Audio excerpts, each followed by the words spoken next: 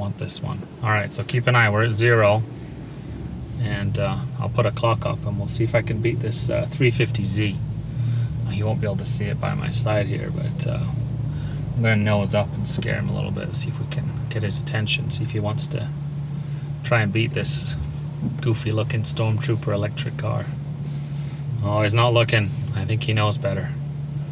Alright, if we do this right, you will see him over my right shoulder at some point when we take off. Hopefully you can't hear the music, otherwise YouTube will shut me down. It sounds like Spirit in the Sky. Here we go. Oh, he wants me.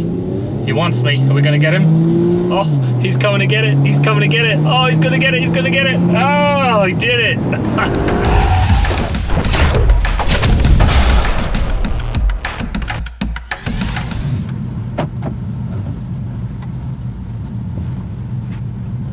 All right. Welcome back, folks, to another episode of Wray's Garage. Thank you for checking in once again. I'm sure the title will have already given away that we are talking today about the BMW i3 that I picked up a few weeks ago. If you saw the Carvana video, if you did not, check up here. I'll put the link up there, make it easy for you. Go check that out. Who doesn't want to see a car drop out of a vending machine?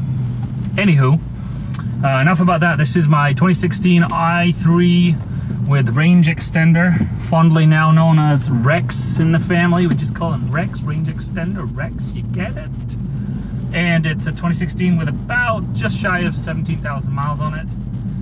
Range will total 65 and 65 ballpark, depending how much fun you have when you drive and how much air you like to be blowing at you. So speaking of that, I'll turn that down a little bit because I'm sure it's blowing you out.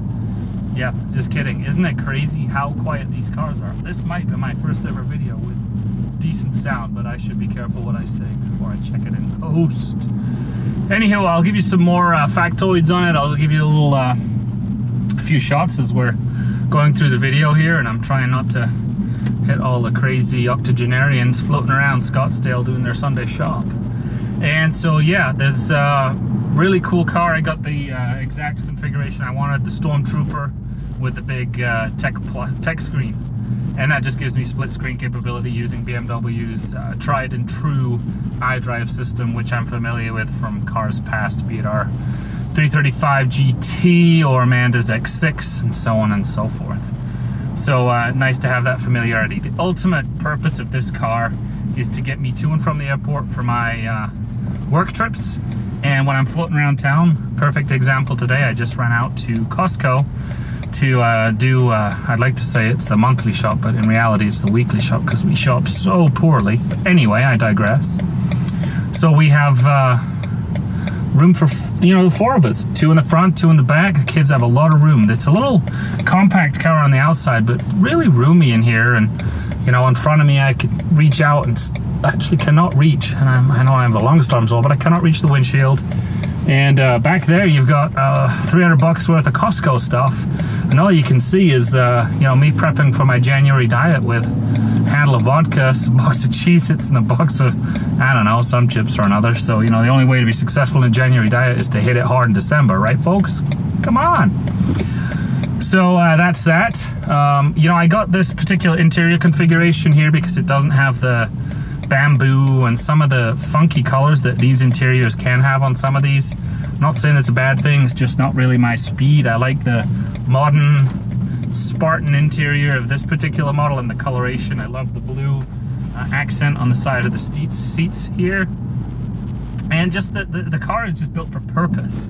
And it's got the giddy up that most car enthusiasts enjoy and spend a lot of time trying to achieve in vehicles that don't necessarily come with it out of the gate or out of the box, such as many ICE cars, which are just inherently not as torquey as just an unbelievably torquey electric engine. So the real thrust of it for me was getting around town, in and out, quick and dirty, an affordable car. This was $23,000, and own it outright and just have something that will get everyone in those. The majority of the stuff I do in town is just going around town, going to the airport, and if I eclipse 60 miles, it's because I'm really pushing it. So, when you really get down to brass tacks, and you do think about it when you look at these vehicles, how much do I drive and what's the purpose of it? then this makes sense for me. The Rex piece, the range extender, mitigated the range anxiety which would have been inherent with a model 2016 and older, just because the batteries on these do really tap out in the 60s roughly, and that's just going to be cutting it close for too many of my airport trips, which that would put me right on the edge. And the last thing I want is a layover that causes me to be late, coming in at midnight, and then having to take back roads, begging for regen to hit the wheels. And because obviously the best thing about these cars and where they do best, specifically, you know, this model with such a lower range, is around town where you're taking advantage of the regen. You can destroy most anybody at the lights, and you know, the highway driving is where you really suck the thing dry. So I came out 41 miles on the clock. I'm 15 miles this way, and you know, got in the car with 35, and that's because it's mostly downhill on the way home. I will consume more power getting home, and it'll kind of even out and just balance out for the journey as a round trip. So what else do we like about the car here? Like the Stormtrooper look, I've got obviously the black, white, and red Spider. Now I've got the black and white i3.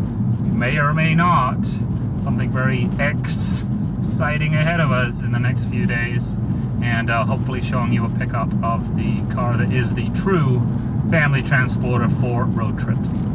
So to get to the point there of, you know, obviously I've got the Spider, which is my fun car, autocross, occasional track day, and you know, the one that'll be buffed more than is humanly necessary, and in most cases appreciated by most. But the fleet, if you will, the stable will now be 3 cars. It'll be the Spider, it will be the i3, and then the mystery pickup, which I already strongly hinted at, next week. And so those, it'll be the 3, and that one will carry 6 passengers, and therefore it'll have the ability to go for longer trips. It'll have the ability to get grandma and granddad in the car with the family when they're in town, and still room for a couple of suitcases. So I think this is a difficult car to own unless you're an urban dweller, as an only car in the household. Unless you just absolutely refuse to take road trips, and then it's perfect. Like I said, if your wingspan is 100-mile radius, no, probably 50-mile radius, you gotta get home, right? Then you're solid. And then the Rex, or the range extender, gives you a lot of extra leeway to run to the gas station, dump in 2 gallons of gas, and as long as you're not driving too spiritedly, you will be able to keep going, in theory. I haven't tested that theory yet. That will more than likely come up as we test the limits of the car in future videos. But yeah, so I think for us it made sense. For me specifically, I like how peppy it is. You know, you can just step on it and it throws me back a little bit, and I just think that's really cool. The quietness you learn to appreciate, especially when you get in noisier cars. Not that I don't like it, an eargasm now and again, but this is an interesting contrast. And while it's not as seismic of a difference in the driving experience as some of the electric vehicles, especially the more modern ones, I think BMW really hit a home run here. And while it's not broadly accepted as a great car, there's a lot of them out there, and you know, particularly on the left coast, I'll give you that.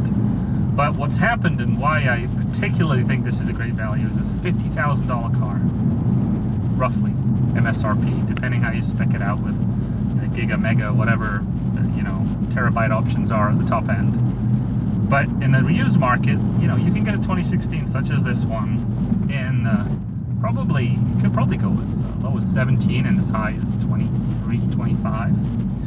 And then, you know, the 2017s with the bigger batteries, they're demanding a little bit more, closer to 27, 28,000 and up. But I think that, you know, the used market has just been flooded more recently with the lease vehicles, the lease returns. Because I know in 2016 there was a real push on i3, and leasing was the smart way to go with this, as the depreciation curve probably already indicated to you. So to sum it up, this is a quirky vehicle. It's not a sexy car to most people, but it's not ugly either. It's extremely practical. I can drop those rear seats there and get a ton of space if I had that mid-size project, if I was running to Home Depot or something, or as today, I don't even have to drop the seats, and I've got a trunk full of Costco goodies to take home, and that works. And it's, you know, I'm going to have plenty of range left when I get home. I'm not sweating about that, and that's without even touching Rex. So all things good there. The skinny wheels are a little bit interesting to look at. They're about the width of my feet.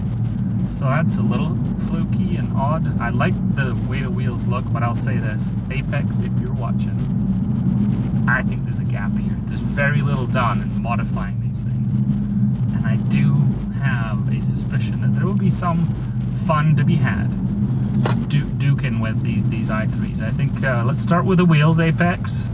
Soul, I don't know what you could do with an exhaust on a Rex, but I'm all ears, literally. And anyone else, you have questions, suggestions, I'm kind of into it. This could be a fun car, so let's amp it up. All right, folks, thanks very much for signing in. I hope you enjoyed the brief overview. If there's any parts I missed, please let me know. And comments, likes, if you're so inclined, please subscribe. There will be more to come. Like I said, in the next 2 weeks or so, there's an exciting addition coming to D-Ray's Garage that will round out the fleet. And we got to close out the old fleet. I haven't been very generous with showing you the Macan S. If there's anything you want to know about that, get in now. I've literally got 5 days on that one. And then on the X6, I do have a little bit longer, and I haven't really shown you that at all. So if you'd like to see that, put a comment down below, and that will help me brain scramble some kind of video for that for you too. So thanks very much, everyone. We'll catch you next time. Be well, be memorable. Ciao!